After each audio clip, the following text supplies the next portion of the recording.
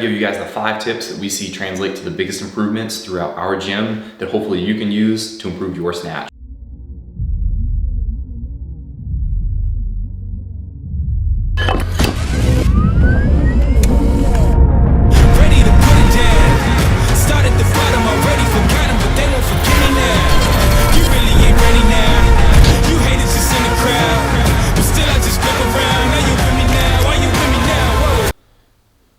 What's going on, guys?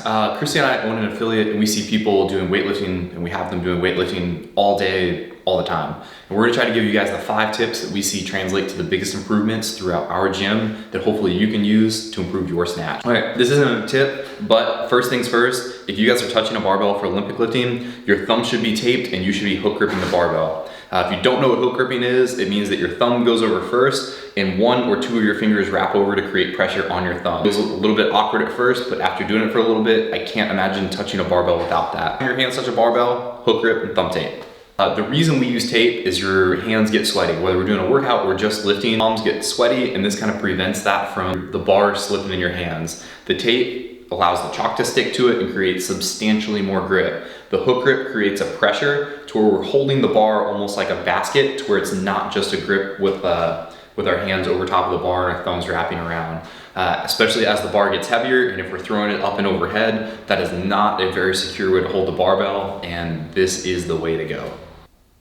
All right, so the first thing that we're gonna go over is our positioning and what we're actually doing with the snatch, and maybe even changing the way you guys think about it a little bit. This is a leg-driven movement. Even though our arms and our hands are hanging onto the bar and we do catch it overhead, our arms are more or less gonna be like noodles hanging on. We've got our hook grip on the bar, they're tied to it, but this is a leg-driven movement where we are throwing with our legs and then just catching with our arms. So in that, what I want you guys to think about is loading up our posterior, because this is a jumping movement. We're jumping with the barbell, and what that means is my hips go back because those are my jumping muscles. And from that, if I was gonna do a max height jump, we all naturally, hands would go back, we'd load up our posterior, and then if I just move my hands out to the side of my snatch grip, I am in a snatch position. So we want to think about loading our posterior, not bending down, keeping tension. That's going to build into our second tip, which is keeping the chest over the bar as long as we can.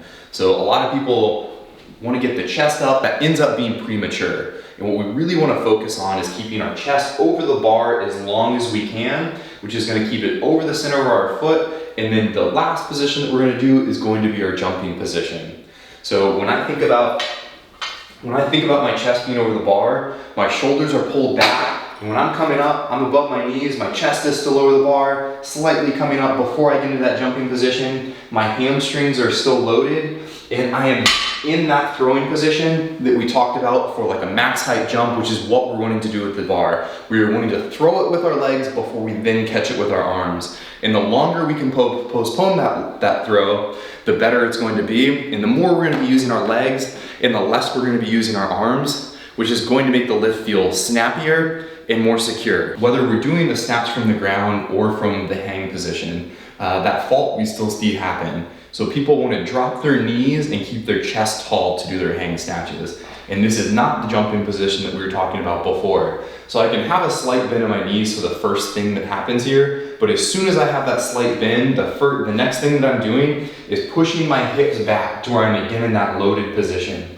It doesn't necessarily feel like the strongest position, but that's how we're going to get the bar up there. Even though that feels like a jumping position, slight knees bent, next thing that happens, pushing my hips back to where my chest is over the bar again, then I can pull and jump and extend. What we also want to be thinking about is pulling the bar into our legs and into our hips so that I'm not then meeting my hips to the bar, which is going to put it over my forefoot and bring my knees back over my toes, which is not something that I want. I want to keep the bar over my shoulders as long as I can, pulling it into my thighs and my hips to where it's always over the center of my foot. Even once I hit that jumping position, it's close. I don't want my hips to come to meet the bar. I want the bar to meet my hip. Kind of continuing upon that, the next thing we're going to talk about is shoulder position. I think it's one of the biggest topics that sort of gets neglected but affects just about everything. So when we talk shoulder position, I think that has a huge effect on how we get to use our legs and the hips becoming the hinge point instead of our lower back. So with my shoulders pulled back, that is what allows me to have a flat back when I'm keeping my shoulders over the bar, which means I'm gonna be using my legs for the lift. Anytime I break with my shoulders, I've now created a soft spot in my back, which eliminates a point of tension to where when I'm pulling, I can lose some of that effort that I'm pulling with the bar in the bend in my back. With my shoulders pulled back, I hinge, and everything that I'm doing to pull or push into the floor is getting applied to the barbell. Anytime my shoulders come forward, I can lose that, and I'm losing tension and applied pressure that I can be using to get the barbell up and overhead. So whether I'm bending down to pick the bar up, or I'm in my position to go into a hang snatch, my shoulders being back should be one of the most important things that you can do. Keeping those back creates a flat back and makes sure that our legs are able to do the work, or we're at least reaping the benefits from all the work our legs are doing. That allows us to get set, create a strong position and a strong core. Anytime our shoulders roll forward, we're losing a ton of power and our positioning is going to be compromised. Next thing we're going to talk about is our head position and getting our head through the bar. Whether you can get the bar up and overhead like nothing or not, if our head is hanging out behind our shoulders, we're going to have a very hard time locking out, and the likelihood of missing forward goes up drastically.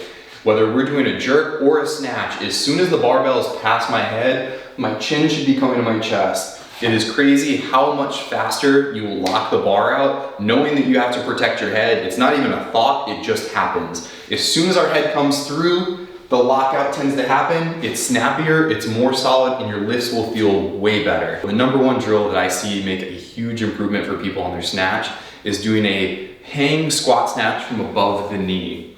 And what that tends to do is it doesn't give us as much time to pull from our shin to the knee, and it forces us to hit full extension. So if I want to get underneath the bar, I have to hit full extension. And then it rewards me for being quick getting underneath the bar.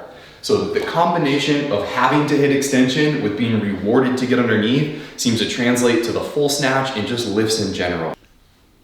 All right, I hope that was helpful for you guys. These are some general tips that we see make drastic improvements for people at our gym. I hope you found value in it. If you want to see something like this for a clean and jerk or barbell cycling, let us know and we can certainly do that as well. If you guys enjoyed this, hit the like button, hit the subscribe button, and we'll see you guys next time.